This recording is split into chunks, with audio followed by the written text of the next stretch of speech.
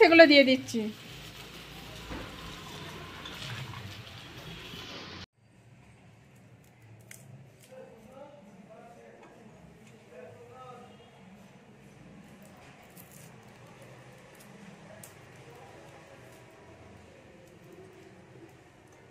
नमस्कार बंधुरा तानवीर विलेज फूडे सबाइके स्वागत। सबाई भालो आछो, आमिओ भालो आछि।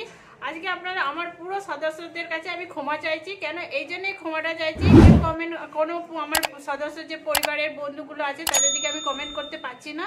आमि जास्ट एइटुकुन भिडियोटाई करते पारछि कारण आमार काछे मोबाइल नेই। तोमार दादा भाइয়ের मोबाइल থেকে आमि भिडियो करछि, ओखान থেকে নি सब আপলোড হচ্ছে। दादा भाई काजे चले যায়, আমি যেইটুকুন কমেন্ট পাই সেইটুকুন জাস্ট মানে বলে দিয়া যে আমি পেয়েছি সেইটুকুনি করার জন্য, কিন্তু আমি কাকো রিপ্লাই দিতে পারছি না, কিছু পাচ্ছি না। আর আমার কাছে যেইটুকুন টাইম থাকে মানে রাতটুকুই আমি ফোনটা পাই সেইটুকুনি আমি কমেন্ট করি। আপনাদের কাছে আমি আগে থেকেই আমি ক্ষমা চেয়ে নিচ্ছি, ঠিক আছে। আমি আজকে একটা রেসিপি শেয়ার করছি। রেসিপিটা হলো পেঁয়াজ ভেন্ডি বানাচ্ছি। আপনারা দেখুন প্রথম থেকে পুরো শেষ অবধি। এখানে কি কি নিচ্ছি সেটাও আমি বলে দিচ্ছি। দেখুন এখানে আমি রসুনটা ছাড়াচ্ছি, রসুনটা আমি ছাড়িয়ে নিচ্ছি। এখানে ভেন্ডিগুলো কেটে নিচ্ছি, ভেন্ডিগুলোকে একটু বড় বড় করে কাটছি আমি। এরকম করে আমি সব ভেন্ডিগুলো কেটে নেব।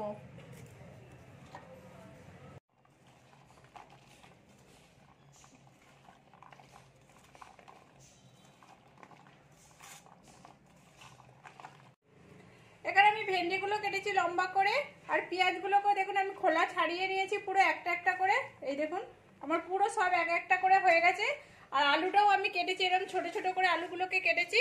তেল গরম হচ্ছে আমার, তেলটা গরম হয়ে গেছে। আমি এবার আলুগুলো দিয়ে দিচ্ছি। আলুগুলোকে আমি একটু ভেজে নেব।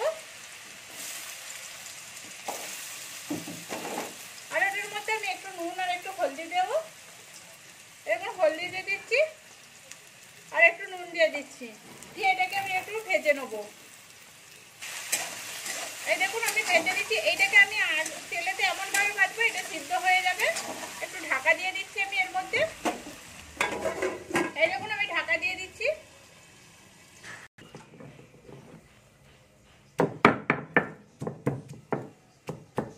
আমি আদা রসুনটা বেটে নিচ্ছি।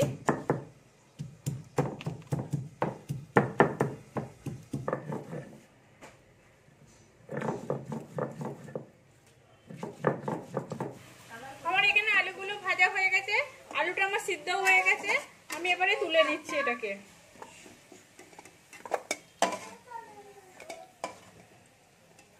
এই দেখুন আমার তোলা হয়ে গেছে। এবার এখানে এই তেলটা আছে, এই তেলটার মধ্যে আমি এবার ভেন্ডিগুলো দিয়ে দেবো।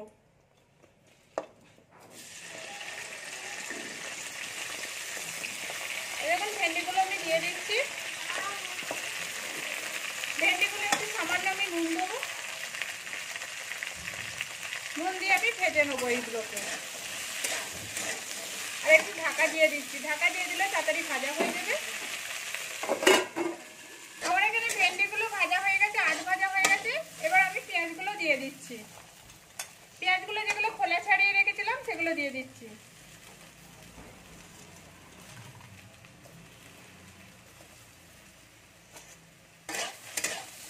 এবার এগুলো দিয়ে ভেন্ডির সাথে পেঁয়াজগুলো ভেজে নেবো একটু।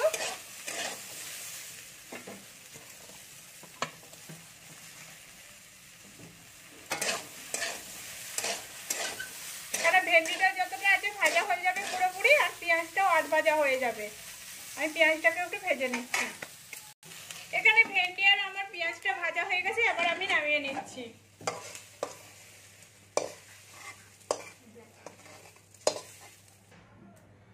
এখানে এগুলো আমার সব ভাজা গেছে, আমি তুলে নিয়েছি। কোড়া গরম হয়ে কোড়াতে তেল দিয়ে দিচ্ছি, তেলটা গরম হয়ে গেছে। এবার আমি একটা শুকনো লঙ্কা দিয়ে দিচ্ছি, তেজপাতা দিয়ে দিচ্ছি আর একটু কালো জিরে দিয়ে দিচ্ছি। এটা আমি একটু ভাজতে দেবো।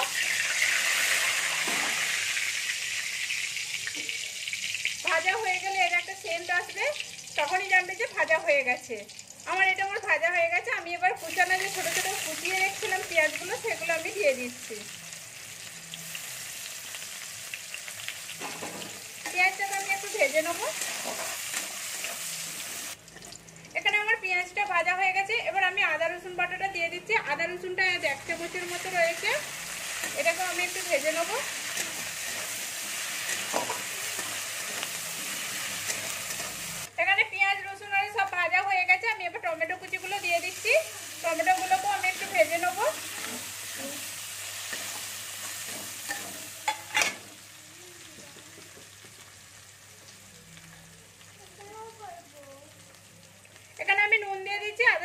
মতো নুন দিচ্ছি, হলদি গুঁড়ো আধা চামচ দিলাম, 1 চামচের মতো লঙ্কা গুঁড়ো দিচ্ছি। লঙ্কা গুঁড়োটা আপনাদের অনুযায়ী দিবেন, ঝাল খেলে ঝাল দেবেন, কিন্তু এটা একটু মিষ্টি মিষ্টি লাগবে।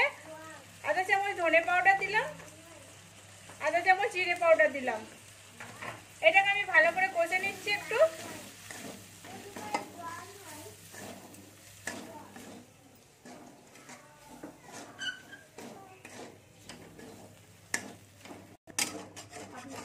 এখানে আমি মশলাটায় জল দিয়েছি, আমি কিন্তু আর জল দেবো না সবজিটার মধ্যে। এই মশলাটা থেকে মশলাটা হয়ে গেলে আর এই জলেতেই আমার হয়ে যাবে।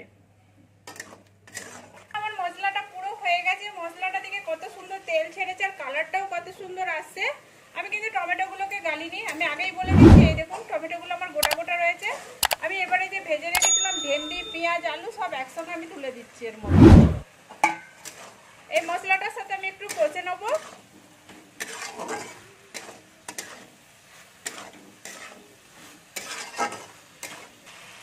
দেখুন এখানে আমার কষা হয়ে গেছে, আমি একটু ঢাকা দিয়ে দিচ্ছি গ্যাসটা কম করে।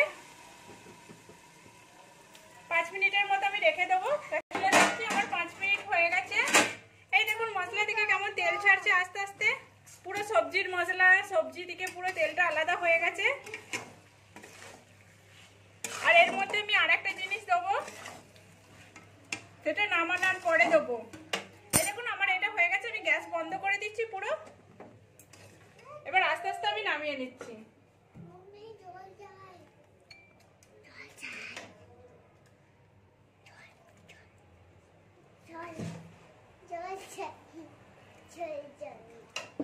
ফটাস করে দেবো, জল চাই যাবে, চুপ করতে। এই দেখুন আমি এটা পুরোটাই নামিয়ে নিচ্ছি।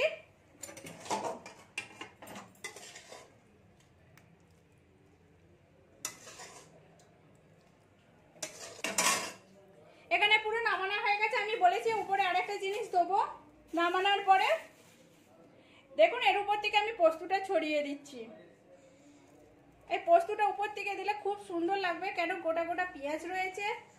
বেশ মানে খেতেও খুব সুন্দর স্বাদ লাগবে, মিষ্টি মিষ্টি, বেশ ভালোই লাগবে। আর এটা তো রুটির সঙ্গে খেতে আরো মজাদার লাগবে। আপনারা প্লিজ এরকম করে বানান বাড়িতে, কেমন হয়েছে সেটাও কমেন্ট করে বলবেন। ভালো লাগলে লাইক করবেন, শেয়ার করবেন, সাবস্ক্রাইব করবেন আর পাশে থাকবেন প্লিজ। আপনারাও বানান এরকম করে। আর গরম গরম তো রুটি আরো সুন্দর লাগে খেতে তার সাথে।